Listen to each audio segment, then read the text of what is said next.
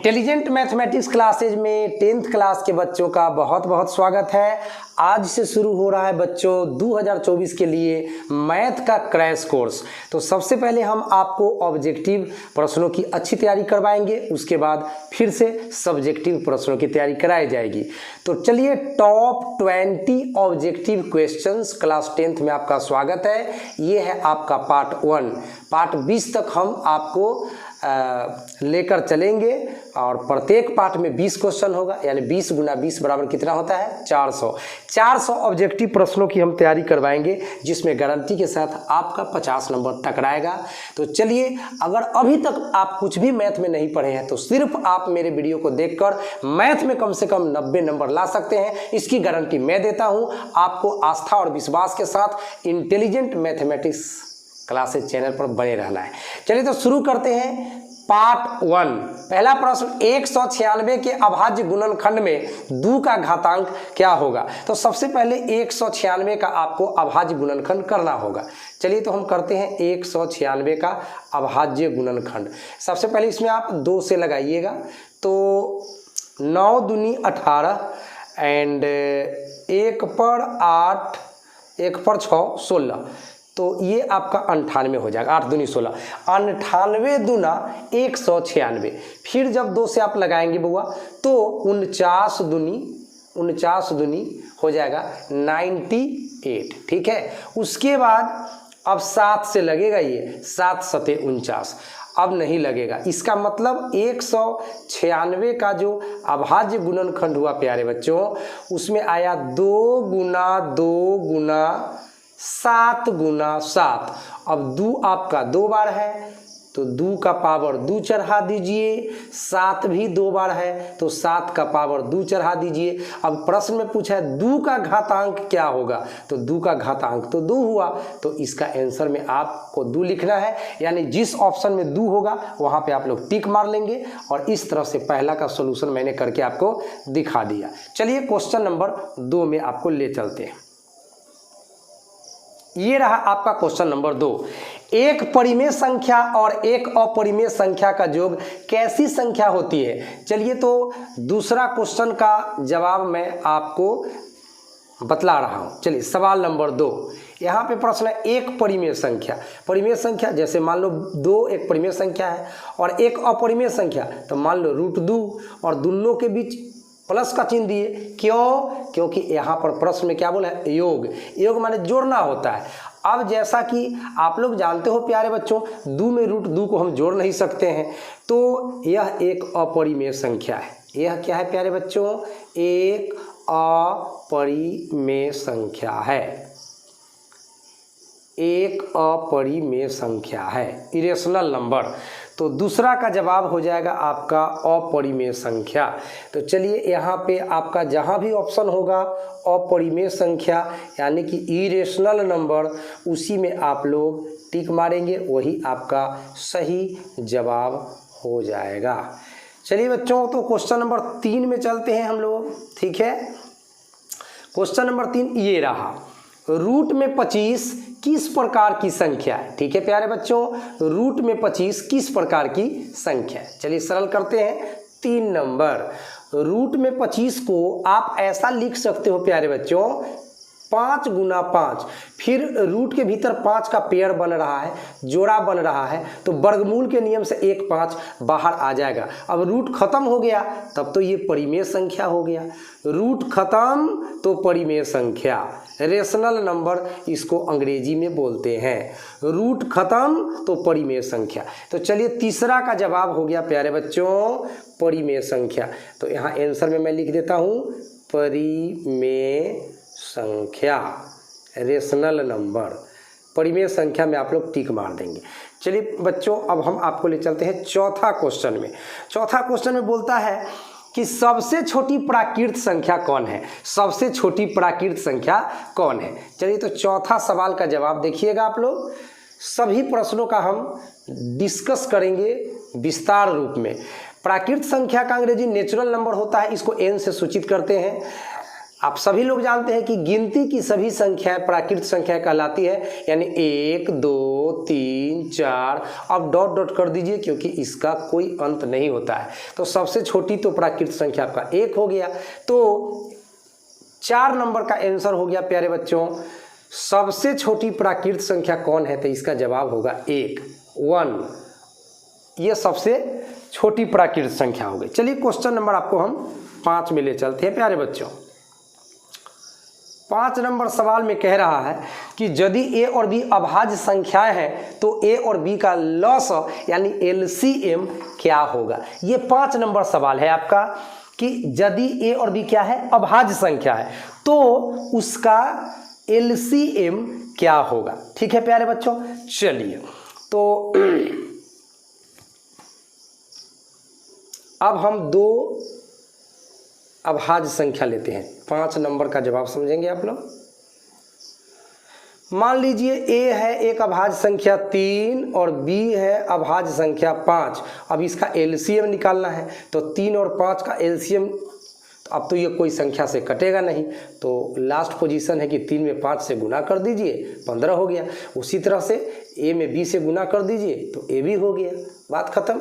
यानी कहने का मतलब ए और बी अगर अभाज्य संख्या होगा प्यारे बच्चों, यदि ए और बी अभाज्य संख्या है, इसको अंग्रेजी में प्राइम नंबर बोलते हैं, तो ए और बी का जो लॉसा होगा, एलसीएम होगा, वह ए गुना बी के बराबर होगा। किसके बराबर होगा बच्चों? ए गुना बी के बराबर होगा। चलिए क्वेश्चन नंबर 6 में आपको ले चलते हैं हम। 6 में बोला है कि 15, 23, 12 और 75 में कौन अभाज्य संख्या है। चुनना है कि कौन आपका अभाज्य संख्या है। तो अभाज्य संख्या वह होता है जो 1 से कटता है और अपने आप से कटता है, बस तीसरा से नहीं कटना चाहिए। तो देखना है कि 15, 23, 12 और 75 में ऐसा कौन कौन संख्या है जो अभाज्य संख्या के गुणों का पालन करता है और कौन नहीं करता है। सबसे पहले 15 को चेक करते हैं बुआ। चलिए सबसे पहले 15 को चेक करते हैं। 6, तो 15 जो संख्या है बउआ वो 1 से कटेगा, 3 से कटेगा, 5 से कटेगा और 15 से कटेगा। तो इसके तो 4 गुणनखंड हो गए, ये तो आपका अभाज्य संख्या नहीं है। नो, 15 आपका 1 से कटता है और 15 से कटता है, इसके अलावा 5 और 3 से भी कट जाता है, इसीलिए 15 अभाज्य संख्या नहीं है। इसी तरह से चेक कीजिएगा बुआ, तो आपको मालूम चलेगा कि 23 जो है वह अभाज्य संख्या है, क्योंकि 23 या तो 23 से कटेगा या तो 1 से कटेगा। ठीक है, बाकी कोई तीसरा संख्या से ये नहीं विभाज्य होगा, इसीलिए 23 क्या है आपका अभाज्य संख्या है। बाकी 12 भी 1 से कट जाएगा, 12 से कट जाएगा, 2 से कट जाएगा, 3 से कट जाएगा, 6 से कट जाएगा, तो बहुत सारे गुणनखंड है इसके। और 75 भी आपका 1 से कट जाएगा, 75 से कट जाएगा, 3 से कट जाएगा, 25 से कट जाएगा, 5 से कट जाएगा, 15 से कट जाएगा, तो इसके बहुत से गुणनखंड हैं। तो इन चारों में 23 ही है आपका अभाज्य संख्या। एंड नेक्स्ट क्वेश्चन 20 और 30, ध्यान देंगे बच्चों। 20 और 30 के लसा और मौसा का अनुपात पूछ रहा है, मतलब 20 और 30 का आपको एलसीएम लेना है, फिर उसका एचसीएफ लेना है, अतः भाग देकर अनुपात निकालना है। चलिए 20 और 30 का एलसीएम लेते हैं हम लोग। 20 और 30 का एलसीएम लेते हैं। 7 का जवाब समझा रहा हूँ आप लोगों को, 7। चलिए 20 और 30 का एलसीएम लेना है।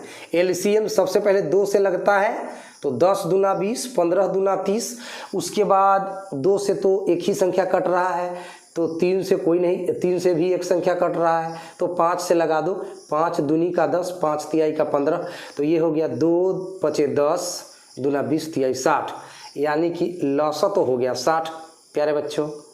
एलसीएम आपका कितना हो गया 60। अब इसका एचसीएफ भी निकालना है, तो चलिए 20 से 30 को भाग दे दीजिए। 20 एकम 20, 30 में से 20 घट गया तो 10, 10 को घेरिए, 20 को उतारिए, एंड 10 दूना का 20, ये शेष 0 आ गया है, तो ये 10 हो गया आपका एचसीएफ। अब इसका अनुपात पूछ रहा है, तो अनुपात के लिए क्या करते हैं प्यारे बच्चों, भाग देते हैं।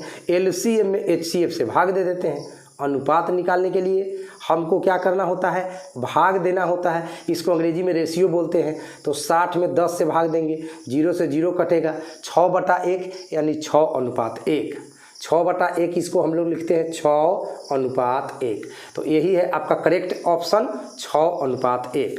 तो चलिए इसका आंसर होगा प्यारे बच्चों 7 का आंसर 6:1। इसका आंसर होगा प्यारे बच्चों 6:1। चलिए नेक्स्ट क्वेश्चन की ओर। क्वेश्चन नंबर 8 है, सबसे छोटी भाज्य संख्या और सबसे छोटी अभाज्य संख्या का मौसा यानी HCF कितना होगा। प्यारे बच्चों सबसे छोटी भाज्य संख्या इस दुनिया में, चलिए 8 का सॉल्यूशन देखिए। सबसे छोटी भाज्य संख्या जो है बउआ वह आपका है 4। जी हाँ 4। सबसे छोटी भाज्य संख्या कितना होता है, 4 होता है, क्योंकि 4 के पीछे 3 है जो कि अभाज्य संख्या है, 2 है जो कि अभाज्य संख्या है, 1 न तो भाज्य संख्या है और न ही अभाज्य संख्या है। तो सबसे छोटी आपका जो भाज्य संख्या है वह कितना है, 4। फिर सबसे छोटी अभाज्य संख्या, सबसे छोटी अभाज्य संख्या ये होता है प्यारे बच्चों 2। अब क्या करना है, इसका HCF यानी मौसा निकालना है। तो मौसा निकाल दीजिए। अब HCF निकाल देना है किसका, 4 और 2 का। तो 4 तथा 2 का HCF कितना होगा, 2 होगा। कैसे, देखिए 2 से 4 में भाग दे दीजिएगा, 2 दूना 4 कट जाएगा, शेष 0 आ गया। किससे कटा, 2 से, तो 2 HCF हो गया। तो इसका करेक्ट आंसर होगा प्यारे बच्चों 2। चलिए इसी 2 में टिक मारिएगा। सवाल नंबर 9 आपके सामने आ चुका है। दो लगातार संख्याओं का मौसक कितना होगा, 2 लगातार संख्याओं का मौसक कितना होगा। आप इसका जवाब देख लीजिए, एक्सपेरिमेंट करके बता देते हैं। 2 लगातार संख्या कुछ भी ले लीजिए, मान लीजिए 10 और 11 ले लीजिए, है ना, 10 और 11 लगातार संख्या। अब इसका मौसा निकालना है तो 10 से 11 में भाग दीजिए। तो 10 एकम 10, 11 में से 10 घटेगा तो आपका आ जाएगा कितना, 1। अब 1 को घेर के 10 इधर लाइएगा तो एक दहाई का 10 कट गया, शेष 0 आ गया। तो 1 से कट रहा है तो HCF कितना हुआ, HCF 1 हुआ। यानी 2 लगातार संख्या कोई भी रहेगा, 2 लगातार संख्या कोई भी रहेगा तो उसका मौसा जानते हैं कितना होगा, 1 होगा। इसका HCF कितना होगा, 1 होगा। तो आप लोग 1 में ही टिक मारिएगा, यही आपका सही आंसर होगा। चलिए सवाल नंबर 10 में कह रहा है कि 2 अंकों वाली कितनी संख्याएं 3 से विभाज्य है। 2 अंकों वाली कितनी संख्याएं 3 से विभाज्य है। चलिए अब इसका जवाब हम बतलाते हैं आप लोगों को। 10 नंबर का जवाब, तो 2 अंकों की संख्या 10 से शुरू होता है और 99 तक जाता है, ये तो आपको मालूम होगा। बोलो प्यारे बच्चों, 2 अंकों की संख्या 10 से शुरू होता है और 99 तक जाता है, मालूम है ना। 99 के बाद 100 है, 3 अंक, और 10 के पीछे 9 है, इसमें 1 अंक। 99 के आगे कौन है, 100, इसमें आपको 3 गो अंक है, और 10 के पीछे कौन है, 9, इसमें 1 गो अंक है। तो 2 अंकों का संख्या तो 10 से 99 तक है, लेकिन शर्त है कि 2 अंकों वाला संख्या भी होना चाहिए, 3 से कटना भी चाहिए। तो 10 तो 3 से नहीं कटता है, 11 भी 3 से नहीं कटता है, लेकिन 12 तो 3 से कट जाता है, 3 चौक 12। तो पहला संख्या मिला आपको कौन, 12। अब तो 3 जोड़ दीजिए, 15, 3 जोड़ दीजिए 18, 3 जोड़ दीजिए 21। अब पूरा लिखना संभव नहीं है, लास्ट वाला संख्या लिख दीजिए 99। यह AP चैप्टर का क्वेश्चन है। तो हम लोग क्या करेंगे, सबसे अंतिम पद कौन है, 99। तो अंतिम पद को AN से हम लोग डिनोट करते हैं। तो AN कितना है बुआ, 99। AN का सूत्र आप लोग AP चैप्टर में पढ़े होंगे, A + N-1 × D बराबर कितना, 99। ए माने प्रथम पद होता है, प्रथम पद कितना है, 12 है। तो A का वैल्यू 12 डाल दीजिए, प्लस N का मान तो निकालना है, डिफरेंस कितना का है, 12, 15, 18, 3 बढ़ रहा है, तो 3 का डिफरेंस है, बराबर कितना, तो 99। अब इसको सरल करके N का मान निकाल दीजिए, आंसर हो जाएगा। +12 बराबर के बाद जाएगा तो क्या हो जाएगा, -12। तो 99 में से 12 घट जाएगा, घटाइए कितना आएगा, N-1 × 3। 9 में से 2 घटा तो आपको आया 7, और 9 में से 1 घटा तो आया 8। 87, और 3 से 87 कटेगा 29 तिहाई 87, और इस तरह से -1 जो है वो बराबर के बाद हो जाएगा +1, और 29 में 1 जोड़िएगा तो क्या हो जाएगा 30। यानी 30 वो संख्या है जो 2 अंकों का भी है और 3 से कटता भी है। तो आपका ये 10 नंबर जो सवाल है प्यारे बच्चों, 10 नंबर जो सवाल है इसका जवाब हो गया 30। 30 वो इस दुनिया में ऐसा संख्या है प्यारे बच्चों जो 3 से विभाज्य होता है, डिवाइड होता है, और कितना अंकों का है, 2 अंकों का है। चलिए तो नेक्स्ट क्वेश्चन की ओर। 11 नंबर सवाल है कि 2 संख्याओं का गुणनफल है 8670, ठीक है, और उनका जो मौसा है वह 17 है, उनका लौसा कितना होगा। चलिए तो क्या क्या जानकारी दिया गया है, 2 संख्याओं का गुणनफल 8670 दिया गया है, ठीक है, और मौसा कितना दिया गया है 17, और निकालना क्या है लौसा। तो चलिए हम 11 का जवाब आपको बता रहे हैं। फॉर्मूला होता है 2 संख्याओं के लिए, 2 संख्याओं के लिए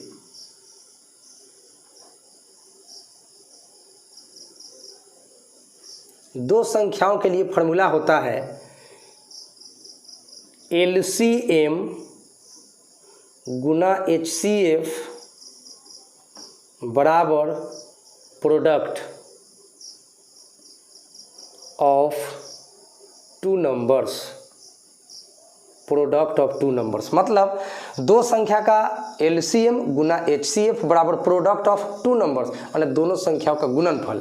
तो यहाँ प्रोडक्ट जो है वह आपको दिया है 8670, तो वैल्यू बैठा दीजिए, और LCM आपको निकालना है तो LCM सेम टू सेम आप लिख दीजिए, और HCF माने मौस आपको दिया है कितना तो 17, और प्रोडक्ट कितना है, प्रोडक्ट माने गुणनफल, तो 2 संख्याओं का गुणनफल कितना दिया है 8670। अभी 17 गुना में है तो बराबर के बाद कहाँ चला जाएगा, बटा में चला जाएगा। इस तरह से LCM बराबर हो गया 8670 भागे 17। अब 17 से आप इसको काटिएगा तो प्यारे बच्चों 510 बार में कट जाएगा। आशा है कि आपको काटने फाटने तो आता होगा, 10th पास करने जा रहे हैं, मतलब सिंपल भाग दे देना है 17 से 8670 में 510 बार में कट जाएगा। तो LCM हो गया 510, यानी 11 का आंसर होगा, 11 का आंसर होगा 510। 11 का आंसर कितना होगा बुआ 510, इसी में आपको टिक मारना है। चलिए उसके बाद सवाल नंबर 12 है आपके बीच। 12 नंबर सवाल कहता है कि 6, 8, 22 का लौसा और मौसा निकालिए और उसका अनुपात बताइए। 6, 8, 22 का लौसा निकालिए, फिर मौसा निकालिए, फिर उसका अनुपात, यानी पहले 6, 8, 22 का आपको लौसा निकाल देना है, बाद में मौसा निकाल देना है, और उसके बाद लौसा में मौसा से भाग दे देना है तो अनुपात निकल जाएगा। चलिए तो 12 का सॉल्यूशन करके हम आपको दिखा रहे हैं। 6, 8, 22, 6, 8, 22 संख्या है हमारे सामने बुआ 6, 8 और 22। कौन कौन संख्या है बुआ 6, 8 और 22। चलिए तो 6, 8 और 22, इसका सबसे पहले हम लोगों को क्या निकालना है, लौसा निकालना है। 2 से लगाइए, 3 दूनी का 6, 4 दूनी का 8, 11 दूनी का 22। अब तो ये लगेगा नहीं बुआ, तो अब लगेगा नहीं तो अब इसको गुना करना पड़ेगा। तो इसका जो LCM हुआ वह कितना होगा 2 गुना 3 गुना 4 गुना 11। अब इसको गुना मत करिए, फिर तो अनुपात निकालना है तो काटना ही है, तो गुना करने से फ़ायदा नहीं है, तो इसलिए नहीं किए।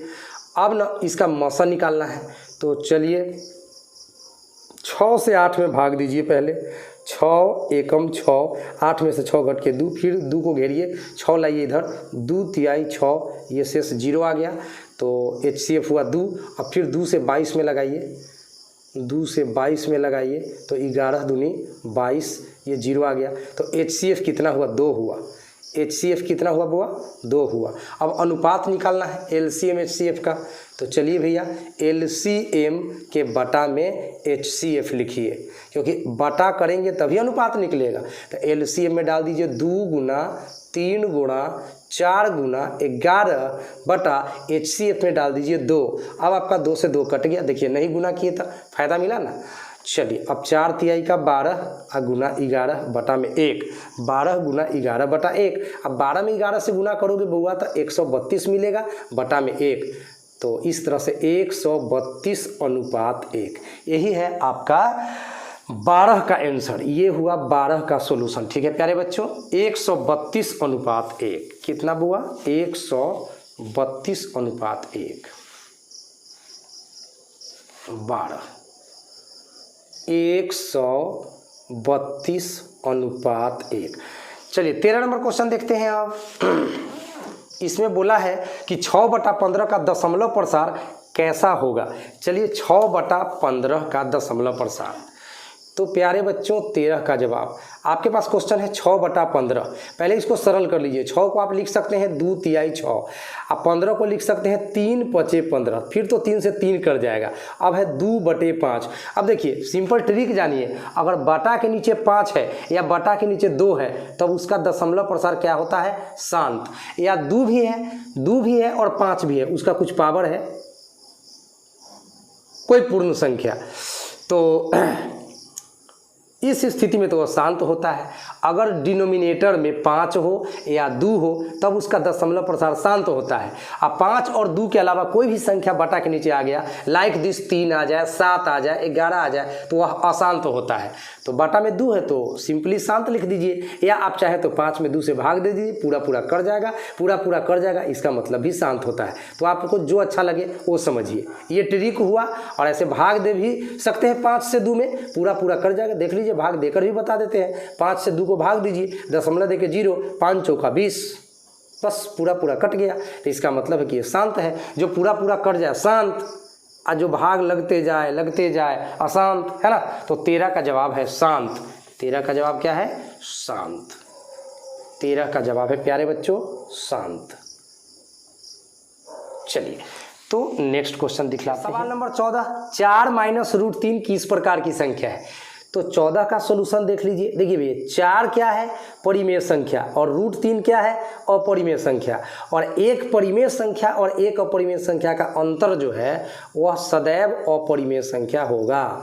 तो इसका जवाब आपका हुआ बुआ अपरिमेय संख्या। जहाँ रूट का झंझट है वो सारा का सारा अपरिमेय संख्या होता है। तो √3 का तो कोई इलाज है नहीं, ये तो रूट में ही रहेगा। तो इसका जवाब हो गया प्यारे बच्चों अपरिमेय संख्या। जवाब हो गया अपरिमेय संख्या। ठीक है, अपरिमेय संख्या इसका जवाब हो गया। चलिए 15 नंबर सवाल में चले हम लोग बुआ। 15 में कहा कि रूट में 36/64, रूट में 1/81, रूट में 3/5 तथा -9/√49, ये चारों में कौन अपरिमेय संख्या है? तो वही अपरिमेय संख्या होगा जहां रूट का झंझट रह जाएगा। तो देखिए अब यहाँ पे 15 का हम सॉल्यूशन करते हैं। जैसे कि 36/64 है, तो आप इसको लिख सकते हैं सिंपली 36 को 6 × 6 और 64 को लिख सकते हैं 8 × 8। तो 2 को 6 का जोड़ा में से एक 6 निकल रहा है, 2 को 8 के जोड़ा में से 8 निकल रहा है। इसका अधिया 3 हो गया, इसका अधिया 4 हो गया, 3/4। इसमें तो रूट कहीं नहीं है, ये तो हो गया परिमेय संख्या। ये क्या हो गया? परिमेय संख्या। उसी तरह से 1/81 रूट में 1/81 है, तो आप 1 को 1 × 1 लिख ही सकते हैं, और 81 को 9 × 9 लिख ही सकते हैं। तो 2 को 1 में से वो 1 बाहर हो जाएगा, 2 को 9 में से 9, यहाँ भी रूट का झंझट खत्म हो गया। तो ये भी आपका परिमेय संख्या हो गया। उसके बाद है आपका रूट में 3/5। क्या है बुआ? रूट में 3/5। अब इसमें तो कोई उपाय नहीं है, ये तो √3 ही रह जाएगा, ये तो √5 ही रह जाएगा। तो ये तो हो गया अपरिमेय संख्या, ये हो गया आपका अपरिमेय संख्या। एंड लास्ट है -9/√49। तो -9 तो रूट से फ्री ऐसे ही है। 49 को आप लिख सकते हैं 7 × 7। तो ये हो गया -9/2 को 7 में से वो 7 निकल जाएगा। यहाँ भी रूट का झंझट खत्म है, तो ये भी हो गया परिमेय संख्या, यानी कि रेशनल नंबर। तो आपका अपरिमेय संख्या कौन बना? रूट में 3/5। तो इसका जवाब हो गया बुआ रूट में 3/5। यही है आपका अपरिमेय संख्या। चलिए 16 नंबर क्वेश्चन देखते हैं। दो परिमेय संख्याओं के बीच कितनी परिमेय संख्याएं होती है? तो प्यारे बच्चों, दो परिमेय संख्याओं के बीच अनगिनत या अनंत परिमेय संख्याएं होती है। इसको आप लोग याद रखिएगा, ये 9th में भी आप लोग पढ़ लिए होंगे। ठीक है, चलिए अब है सवाल नंबर 17। दो क्रमागत सम संख्याओं का HCF क्या होगा? 17 का जवाब देखिए, 17 का जवाब देखिए। दो क्रमागत सम संख्या, जैसे मान लीजिए कि 10 है और 12 है, ये दोनों क्रमागत सम संख्या है, लगातार में 10 12 सम संख्या है। अब इसका HCF पूछ रहा है, तो चलिए 10 से 12 को भाग दीजिए। 10 एकम 10, 12 में से 10 घट गया तो 2, 2 को घेर के 10 उतारिए ने, एंड 2 बचे 10, यहाँ पे 0 शेष आ गया, तो 2 हो गया आपका HCF। तो याद रखिएगा, चाहे कोई दो लगातार सम संख्या रहेगा तो उसका HCF 2 ही होगा। तो 17 का आंसर हुआ 2। 17 का आंसर प्यारे बच्चों कितना होगा? 2। दो लगातार सम संख्याओं का जो HCF होगा वह 2 होगा। अब हम लोग चलेंगे सवाल नंबर 18 में। ये बार बार पूछ देता है पाई क्या है। भाई याद रखिएगा, पाई एक अपरिमेय संख्या है। ठीक है, ऐसा ना सोचना कि पाई का मान तो 22/7 होता है, ऐसा बात सोच करके परिमेय संख्या में टिक मार देना और एक नंबर गवा देना। याद रखिएगा पाई क्या है, तो पाई एक अपरिमेय संख्या है। वास्तव में इसका मान 22/7 होता नहीं है। ठीक है, लगभग में होता है 22/7। एक एक्यूरेट मान पाई का नहीं होता है 22/7। तो रियली में पाई एक अपरिमेय संख्या है। ठीक है, चलिए 19 नंबर में आइए आप लोग। यहाँ पे बोला है कि दो संख्याओं a तथा 18 का लौसा है 36, मौसा है 2। a का मान क्या होगा? दो गो संख्या है a तथा 18, उसका लौसा है 36, मौसा है 2।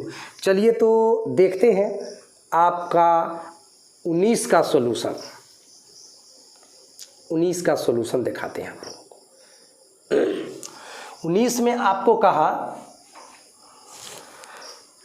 दो संख्या की बात हो रही है, LCM गुना HCF, लौसा गुना मौसा बराबर पहला संख्या गुना दूसरा संख्या। तो एक संख्या A है और दूसरा संख्या है 18। चलिए अब आपका LCM 36 दिया हुआ है, तो यहाँ पर 36 डाल दीजिए। उसके बाद HCF 2 दिया हुआ है, तो 2 डाल दीजिए, एंड बराबर के बाद A अपने जगह पर, 18 अपने जगह पर। फिर बराबर के बाद 18 गुना में है तो पहले आएगा तो बटा में आ जाएगा। तो 36 गुना 2 के बटा में ये 18 इधर चला आया, बटा के नीचे उधर A रह गया। अब 18 दूनी 36 और 2 गुना 2 कितना होता है? 4। तो इसीलिए A का वैल्यू हो गया प्यारे बच्चों 4। तो आपका 19 का जवाब हुआ 4। 19 का जवाब कितना हुआ बुआ? 4। ठीक है, एंड इस पार्ट 1 के लिए लास्ट क्वेश्चन आ गया है, किसी पूर्णांक m के लिए सम संख्या का रूप क्या होगा? तो सम संख्या का रूप होगा प्यारे बच्चों 2m। इसको मैं साबित करके बता रहा हूं कि ऐसा कैसे। 2m क्यों? देखो 2m हमेशा आपका सम संख्या होगा। ये 20 का जवाब मैं यहाँ वेरीफाई कर रहा हूँ, सम संख्या ही होगा। इवन नंबर इसको बोलते हैं, सम संख्या। सम संख्या का जो पैटर्न होगा वह 2m के रूप में होगा। m के जगह आप कुछ भी डाल दो, मान लो m के जगह 1 डाल दोगे तो 2 में 1 से गुना होगा तो 2 इवन नंबर। आप m का मान 2 डालोगे तो 2 गुना 2 तो 4, ये भी इवन नंबर हो गया।